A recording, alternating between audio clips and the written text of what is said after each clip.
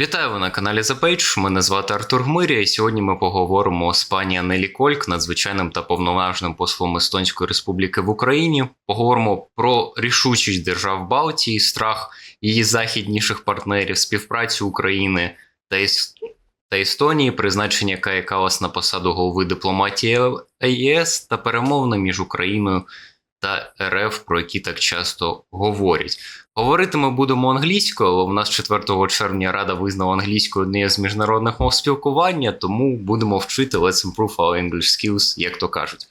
You've been an ambassador to Ukraine for more than a year, and I think you have seen enough to form, let's say, a sort of outside opinion about our country, and I really curious to know what do you think about our country's strengths and weaknesses? Well, yes, I have been an ambassador to Ukraine for a year, but it feels like I have been here for more than 3 years. This 1 year has really been very busy and very dynamic, and of course, it's absolutely different from my previous experiences as an ambassador, because there is a full-scale war against Ukraine. But Ukraine is amazing me every day, to be honest. The strength of the country is, I think, your people. You have very many educated, skilled, smart, and talented people. And I think this is the biggest strength of Ukraine. And of course, you have a very long history. You have amazing cultural heritage, strong nationhood. I think all these are the strength of the country. And if you think that there is a brutal war against Ukraine, but the economy is not doing that bad. And people are really creative, and they are creating new businesses and trying to find new opportunities. And so it has been amazing experience so far. Regarding weaknesses, to be honest, I think that I have not lived long enough in Ukraine. And this year I have lived here, it has been a war year. And I think that during the war, everything is anyways different. It's very difficult. It's unreal from one side, and from other side, it's you cannot predict anything. So I cannot point out any weaknesses, because it is different, it's difficult, and I'm still seeing only the positive side of Ukraine. So perhaps you do not support this latest NATO notion that Ukraine cannot be, let's say, NATO member because it's a full of corruption. Because really in Ukraine, inside Ukraine, we have some sociological polls, and they say that, people assume that our general problem, the first one, is corruption, let's say. Yes, of course, there are problems in the society. Corruption has been one of that, and that has been also the issue for the European Union during the accession process. But Ukraine is dealing with that. You have passed enormous reforms during wartime to become the member of the European Union, and also to become the member of NATO. So of course, yes, there are challenges, there are obstacles, but what I see that the let's say the government, the society, and the people, that they are seeing that these are problems indeed, and are tackling them, I mean, as much as they can in these circumstances. So the picture is positive for you? Yes, definitely. I see, because in Ukraine through these more than 2 years, we can see also from the sociological polls that the general pictures for the citizens, it goes down a bit. But yeah, it's good. It's good to hear that from the outside view, it's not so bad, at least. No, the most important what I see is that people understand that there are problems in the society, and I think that during your accession process to the European Union, there will be more reforms needed and more issues to be tackled. And I think the fact itself that Ukraine wants to become a member of European Union itself shows that you are ready to live up to the European standards. Aside from the war in Ukraine, what global issues currently concerns the Estonian diplomatic corps the most? So, about what do you talk usually, let's say? Well, for Estonian diplomatic corps, of course, the priority number one is the war against Ukraine. And that is also the priority number 2 and number 3, because this is the existential issue to the Europe, to the security of Europe, to the world order. So that is really, that concerns all other areas of life. And that has been for more than 2 years for all Estonian diplomats the top 3 priority. Of course, there are other challenges in the world, let's say climate change, international terrorism, and many other issues. But the utmost priority is to help Ukraine to win the war, and then we can tackle all other issues. So every time we meet, we discuss as the priority the war against Ukraine. And of course, other issues are the NATO.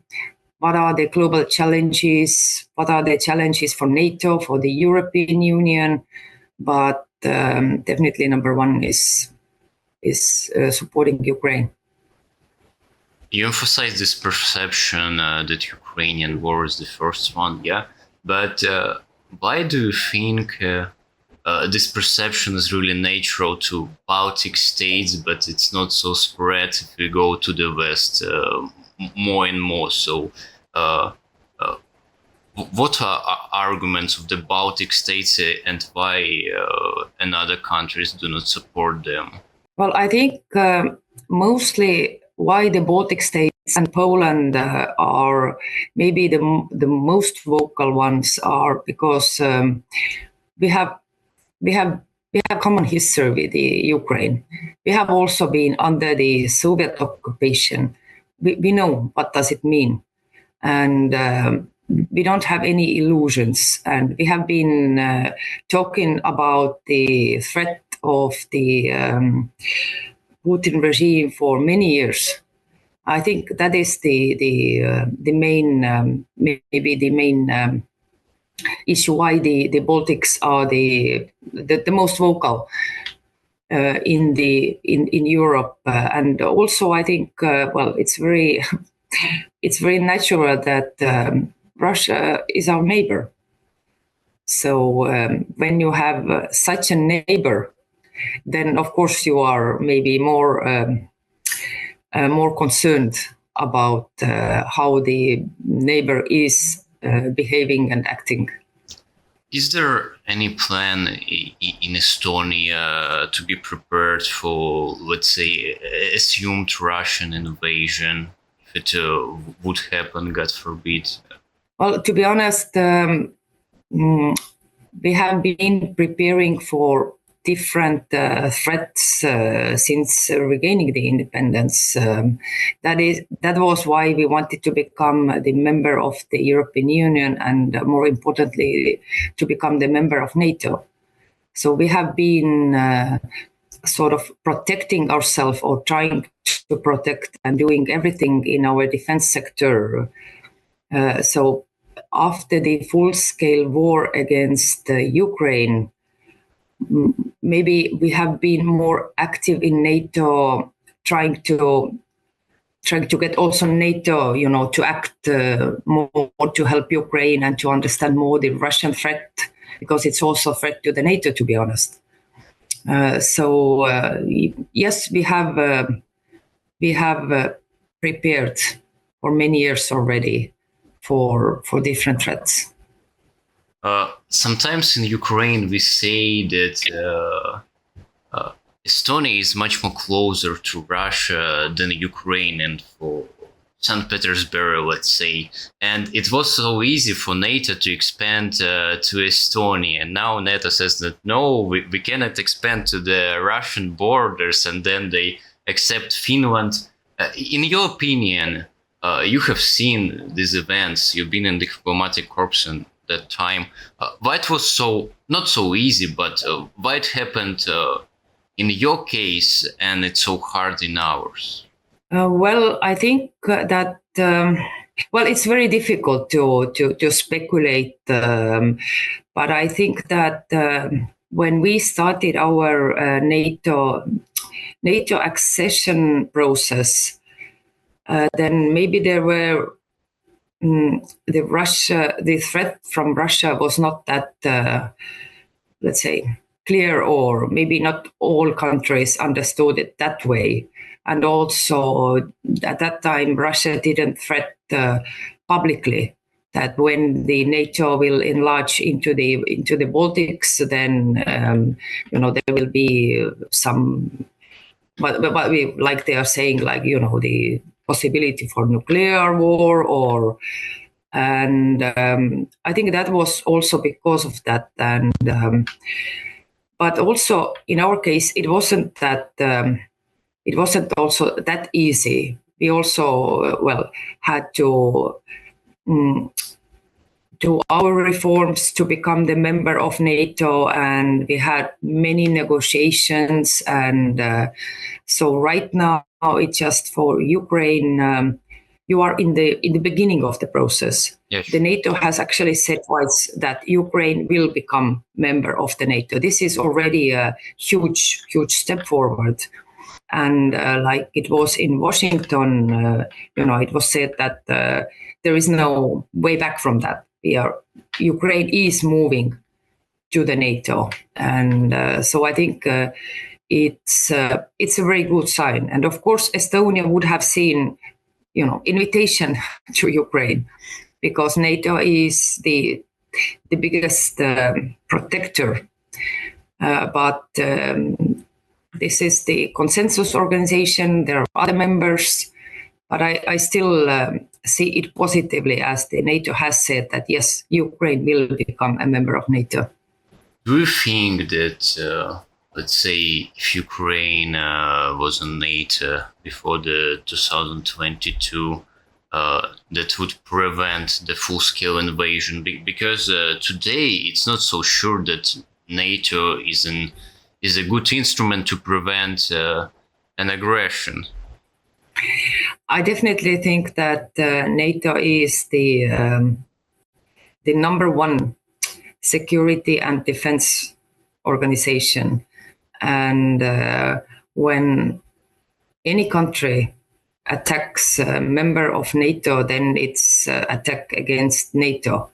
And so there will be consequences. So I am absolutely confident that NATO will protect its members. And if Ukraine would have been member of NATO 2014 already, or 2022, I think the situation would have been very, very much different. I see. But you're really sure that if instead of Ukraine, let's say in 2022, Estonia was attacked by Russia, and other NATO members would assist it with the troops on the ground, as they say in the United States?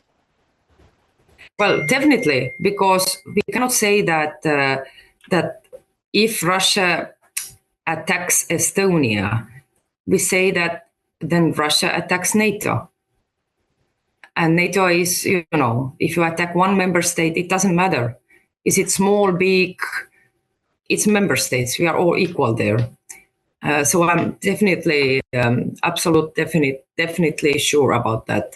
And this is why we cannot say that if Russia attacks Estonia or Latvia or Lithuania, this is Russia attacks NATO because we are NATO.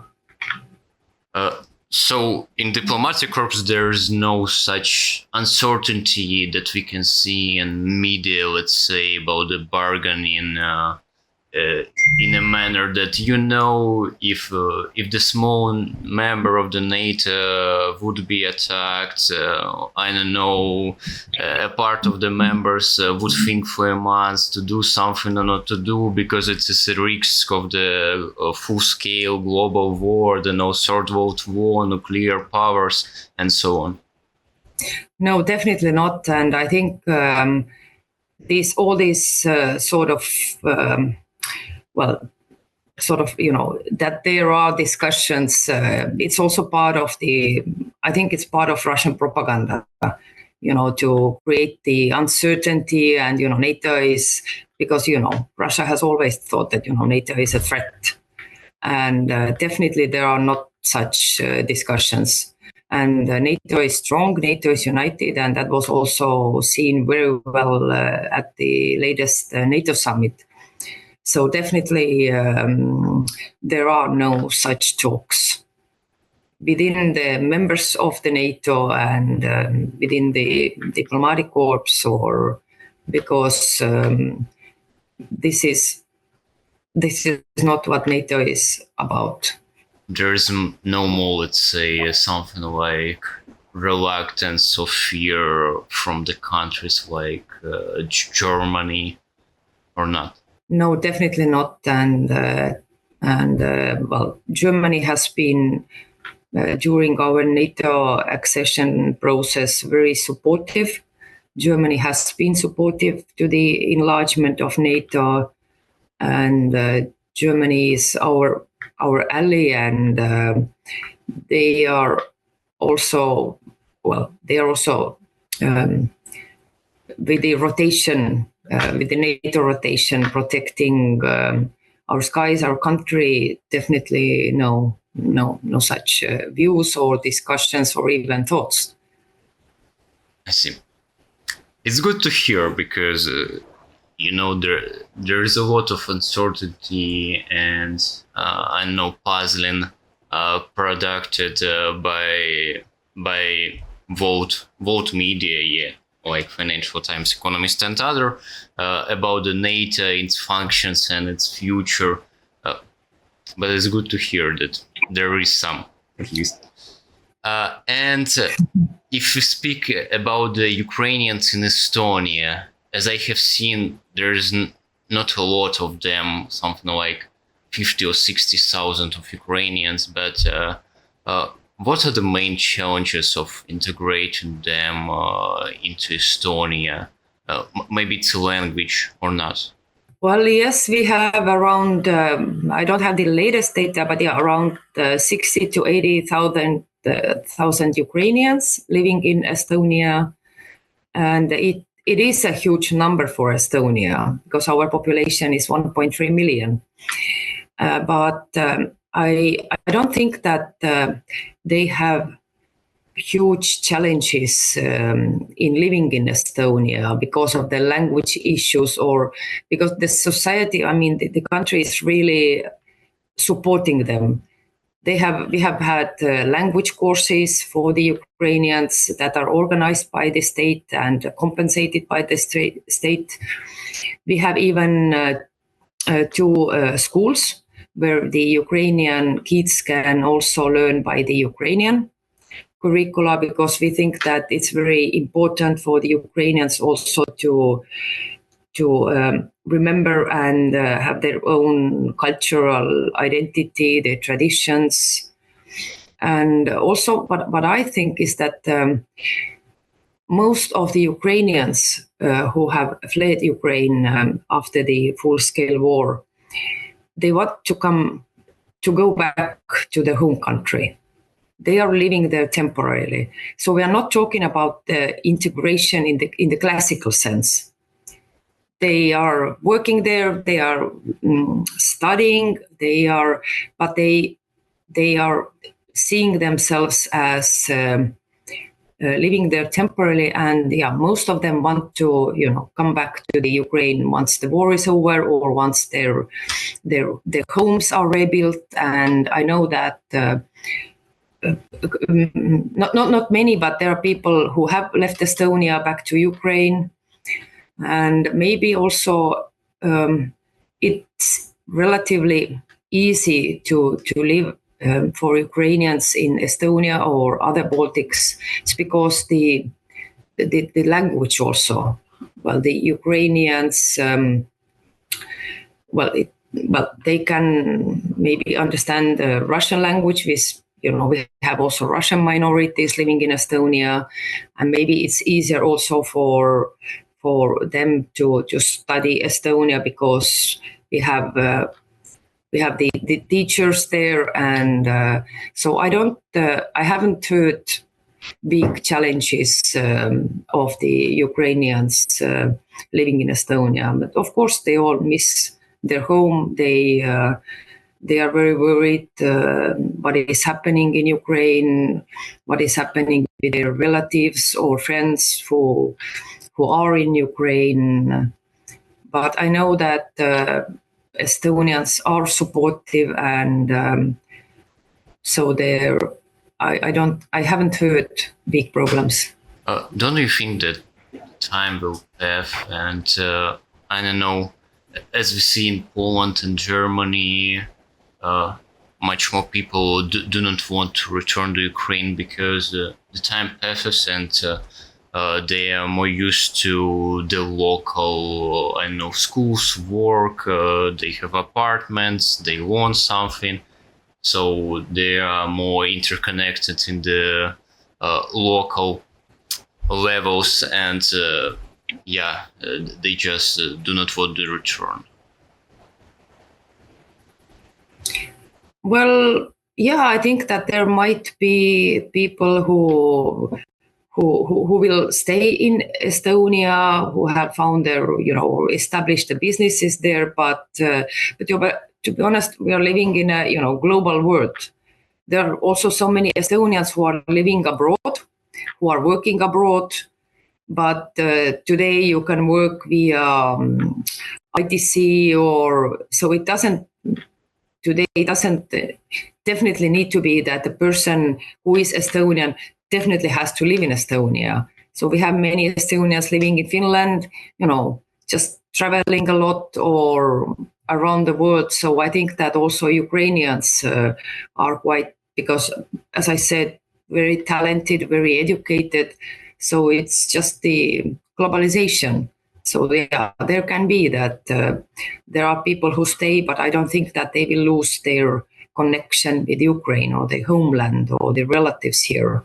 I hope just that after Ukraine has won the war, it's easier just to travel between different countries and. I would ask, how many Estonians do live abroad, because it's interesting. Well, this number changes over the years. 10 years ago, quite many Estonians were living abroad, mainly in Finland, or we have Estonians. We had many Estonians living also in Russia or in the border with Russia, but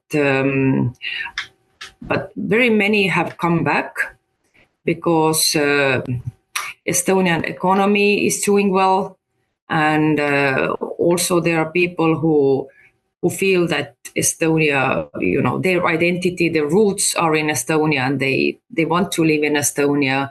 So not many anymore, but as today, as I said, it's just the global world, and there are so many Estonians who are working either in Estonia online or in some other countries, who are living half a year in any other country and then in Estonia. And because we are also member of the European Union, you can live whenever you want in the European Union. There are no obstacles to that.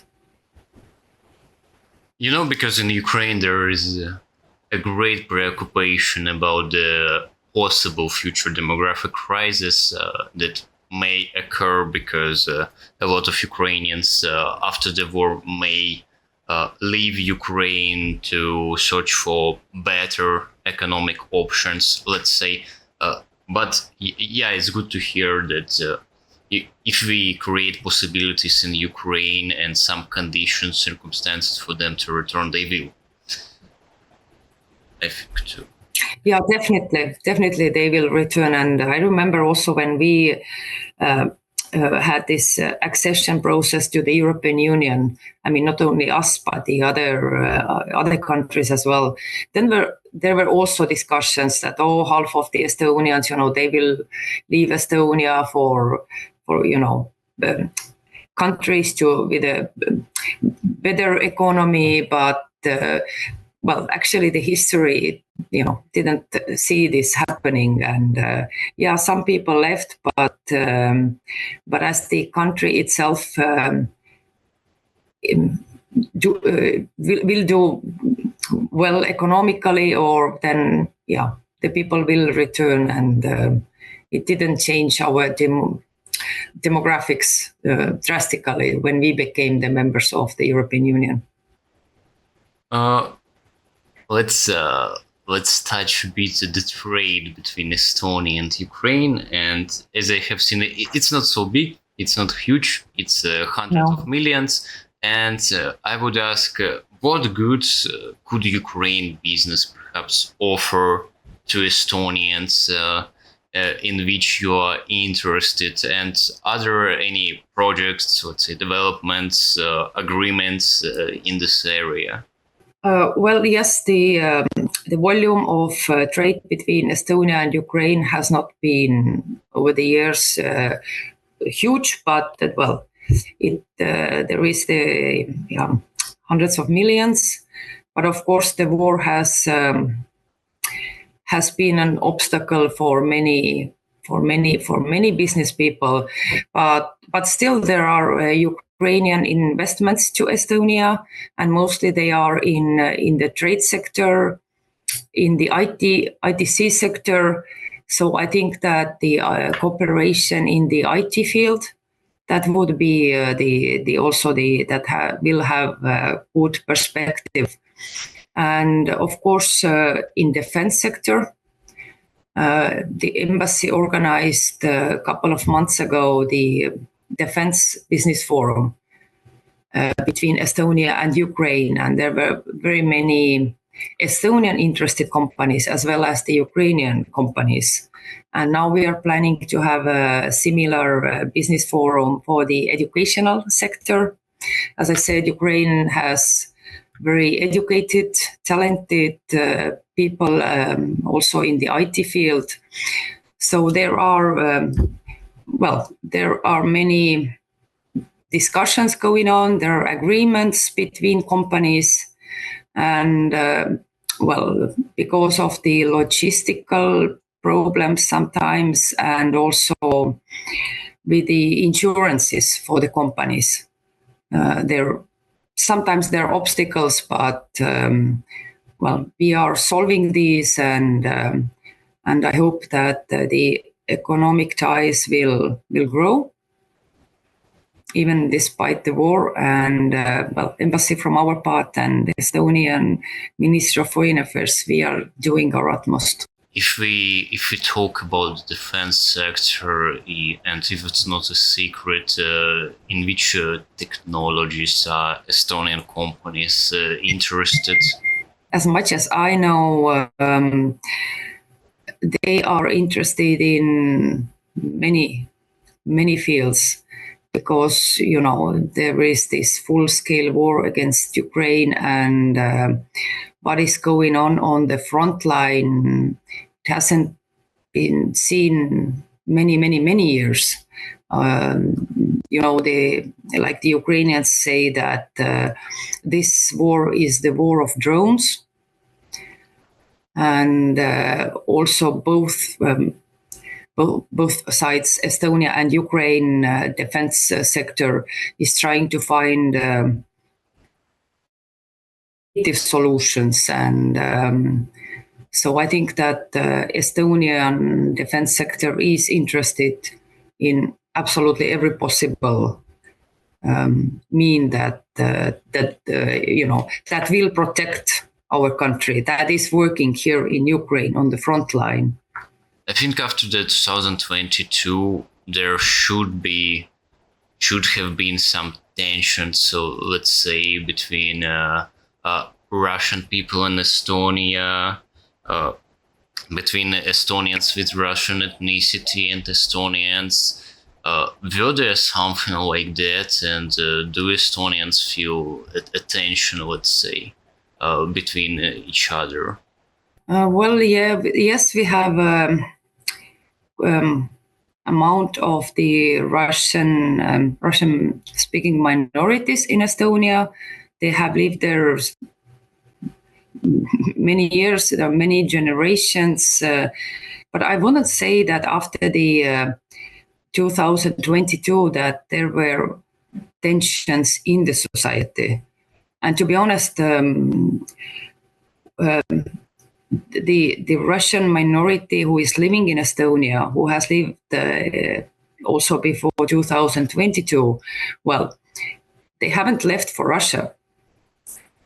That means that they like to live in Estonia, that they have their rights there. They have definitely more human rights in Estonia than the Russian minority than Russians living in Russia.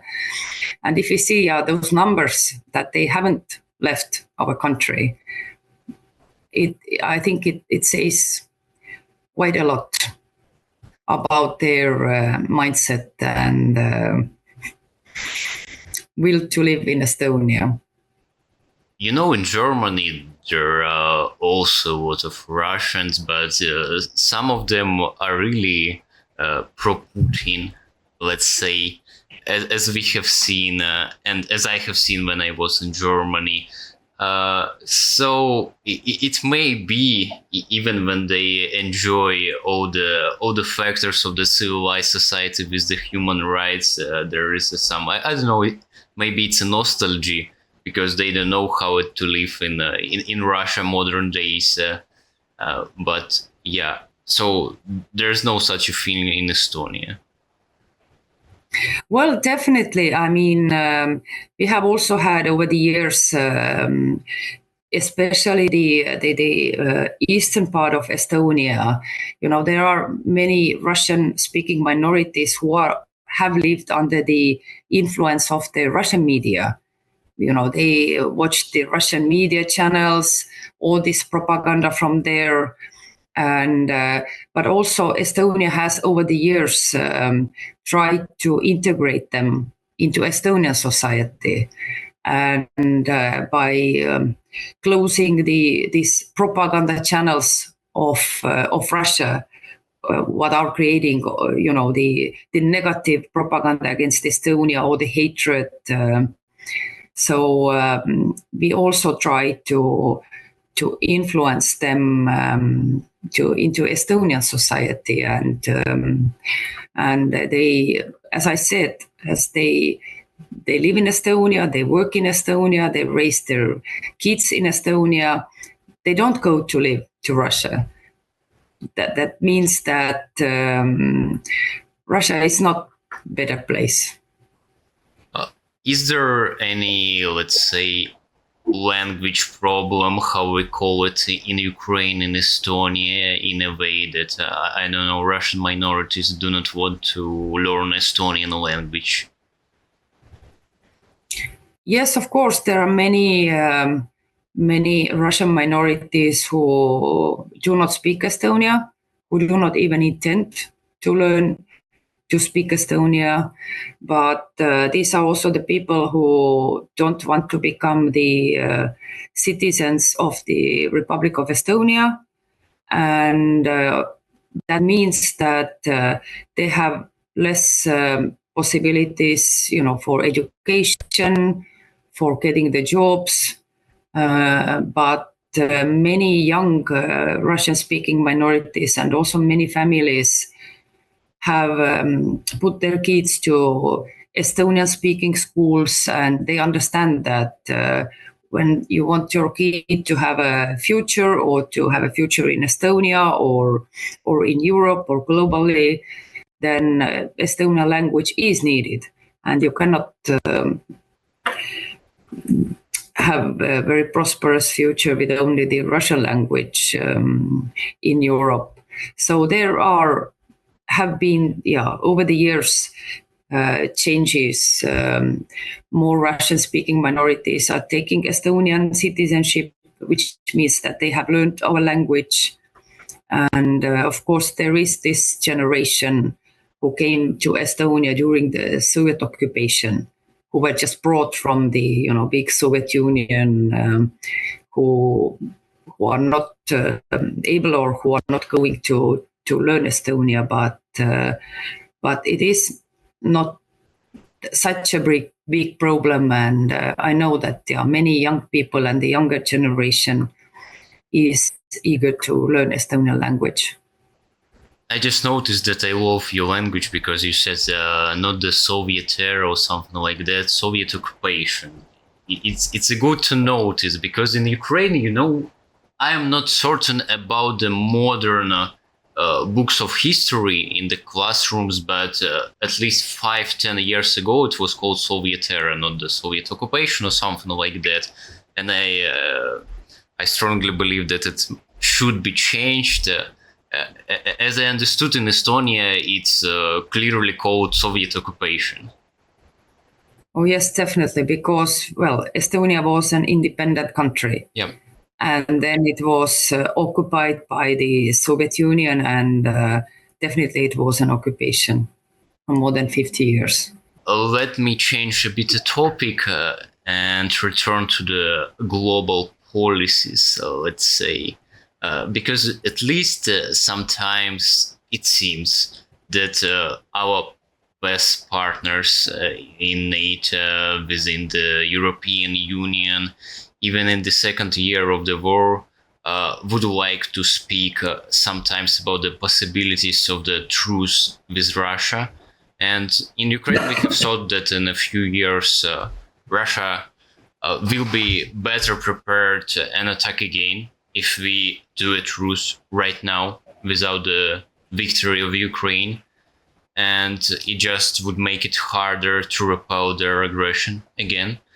And I want to ask you, do not they think that way? So just to understand, because you are in a contact with your colleagues from other countries, and what are their way of thinking about the truce with Russia? Estonia has been really loud and clear that the victory of Ukraine means within its internationally recognized borders, and it will be a sovereign Ukraine. It's all about the territorial integrity. So we have been since 2014 absolutely loud and clear about that.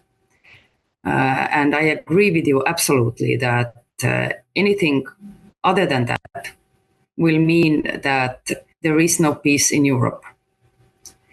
Because then it means that one country can just attack another one, and nothing will follow to that. So for us, it is absolutely utmost important that Ukraine will win the war and will preserve its territorial integrity. And what is also important, that we need to defeat Russia. It has to be clear that the aggressor doesn't pay off. This is why also we are very active with the sanctions against Russia, with the isolation of Russia from the international organizations, with the international tribunal. We are, one of the countries who are in the core group who are really active regarding the international tribunal and for the impunity not the impunity, but to bring the Troika also into account. What are the other countries or colleagues are speaking? It's definitely clear to everybody that the Ukraine has to win and preserve its territorial integrity, and within the internationally recognized borders. And also, you are right that every war ends one day, and it ends under behind the negotiation table. But this is the why Europe and West and the world is helping Ukraine, to give the position for Ukraine to sit at the negotiation table and to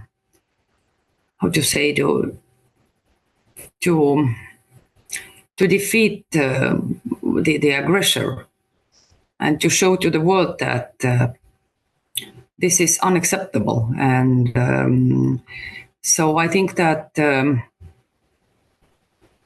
nobody in Europe is thinking the negotiations with Russia by accepting Russia's blackmailing. I think it's pretty clear to everybody that once the war now ends with anything else than the total victory of Ukraine, it will be repeated in 2 years, 3 years, and not only in Europe, but it will also, it will be also remarkable for the other countries of the world, that actually, you can attack your neighbor or some other country, and if you sort of preserve your war long enough, then countries get tired, and no, we cannot let it happen. All right, justice should be preserved, but what about the speculations in the Western media with a lot of insights from the Washington and another capitals of the European Union that, maybe it will be good to start some negotiations right now because we don't know can we win or not. And another, let's say, maybe perhaps we can accept Ukraine to NATO, but do not accept occupied territories, and in that manner we would establish a peace in Europe for centuries and so on.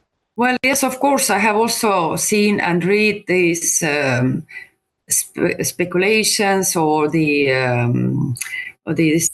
articles and interviews, and but as I said, Estonia's stand is loud and clear.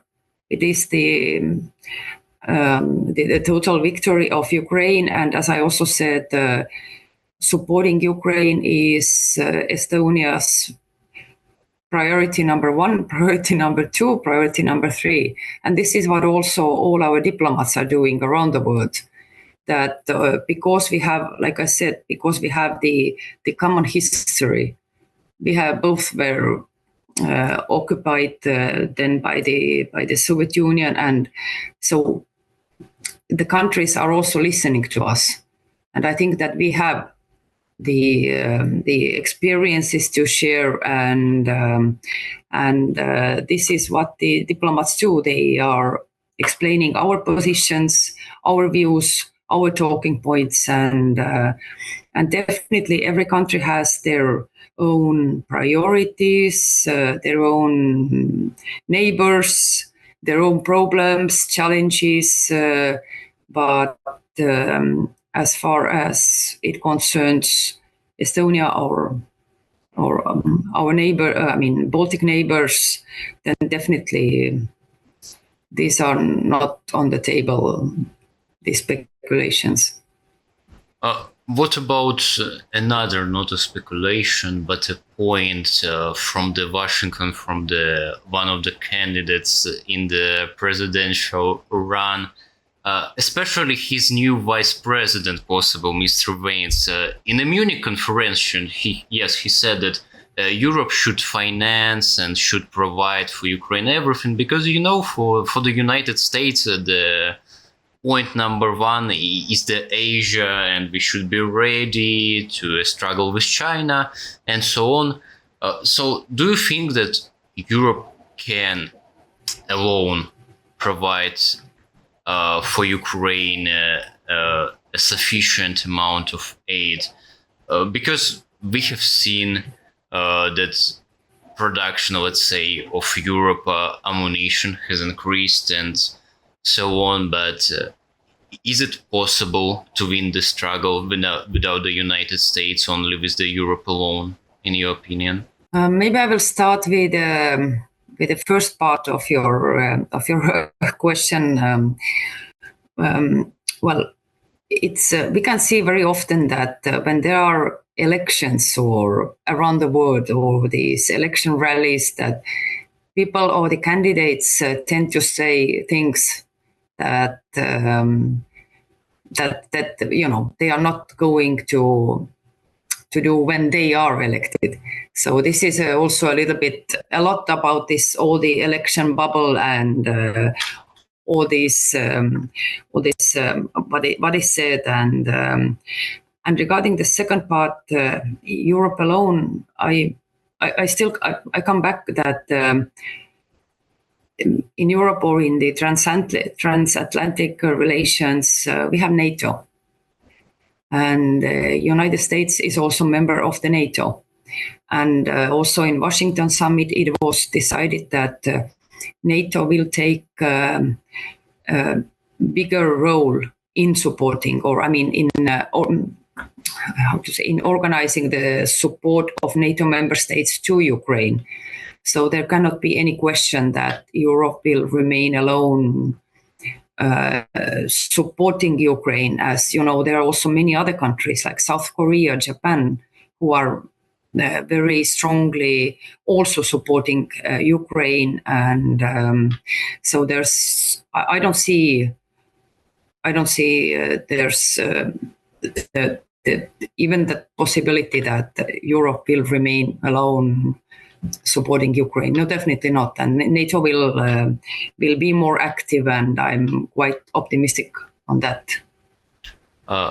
Maybe you do remember this phrase of Yeltsin, take as much sovereignty as you can, and it can be applied to Europe, and sometimes it is applied by the persons from Washington, because they say, Europe want to be sovereign and it's a foreign policy, but it doesn't have an army, and it do not have a cannons and so on. So how you want to be a sovereign, how you want to be something like a power within the European Union if you can defend itself? So do you think that war in Ukraine has stimulated this sovereignty, let's say, of the European Union and ableness to defend itself in the future? Yes, definitely. Because I think 20 years ago, when the European Union was created, then at first it was meant as the economic organization. But over the years, the security and defense policy in the European Union has regained more attention. And also after 2022, we can see the more discussions on the European Union defense sector, defense policy. Of course, not about the European Union army, because European Union is yet not the security organization, and many European Union member states are also members of the NATO. So I think that the two organizations work together very well and do not need to duplicate each other, and we have more international organizations who have political aims, or like, let's say, even the OSCE, which is also like the dealing also with the defense issues. And so yes, the war against Ukraine has maybe stimulated more discussions within the European Union on the defense sector. But it's absolutely necessary as well, because the Russia is bordering European Union, and it also concerns economy and all other fields where the European Union is about. Before my last question, I would like to conclude a bit the whole our discussion. Let's say you have a positive stand about the NATO, that in the future and right now it's rebuilding itself and reviving itself, let's say, and just will become stronger after all these events. Is it true? Well, I hope so. I hope that NATO will become stronger. NATO has become over the years, anyways, stronger. But I already see now that NATO is strong. It's united, and I hope that it will remain this way. I see. Then the last my question is concerned about your former Estonian Prime Minister. If I pronounce well, Kaja Kallas. Is it good enough? Perfect. Oh, all right. It was perfect. It was perfect. So she's set to lead European diplomacy, yeah? And some Western media have expressed concerns about her pro-war position and stances like the other Estonian diplomats. She's too much hawkish, let's say, on the Russian question. And what do you think about this, and does it guarantee or indicate that within you there is finally a position that the ties between you and Ukraine will continue to become more closer, and the war in Ukraine wouldn't be forgotten, let's say? Well, yes, thank you for the congratulations. Well, yeah, we have to bear in mind that the High Representative of the European Union will not be an independent actor. She will be the voice of 27 member states. But at the same time, of course, she knows very well what is at stake. And with the war against Ukraine, she has been loud and clear. And yet, I think also because of that, she has been nominated as the High Representative of the European Union. And I'm absolutely confident that as the European Union will continue supporting Ukraine, anyways, all 27 member states. Maybe there will be some difficult member states, but the support of the European Union will continue, and that has been said also by Ursula von der Leyen many times. And also, I think that with the new High Representative, the support will be more loud, more clear. But definitely it will continue in a very positive way for Ukraine. I see. Then it was very good and great to speak with you. I appreciate your opinion. Thank you very much again. And let's hope that everything will be positive, as you said, in the question of NATO and the European Union, and Estonia and Ukraine will continue to be side by side. Yeah. Definitely, we will be side by side. We will support Ukraine till the victory, and we will support after that with the reconstruction. We are already now. We were also among the first countries who said that we need to start reconstructing Ukraine already during the war, to give the people hope and not wait until the end. So definitely we will remain side by side with Ukraine.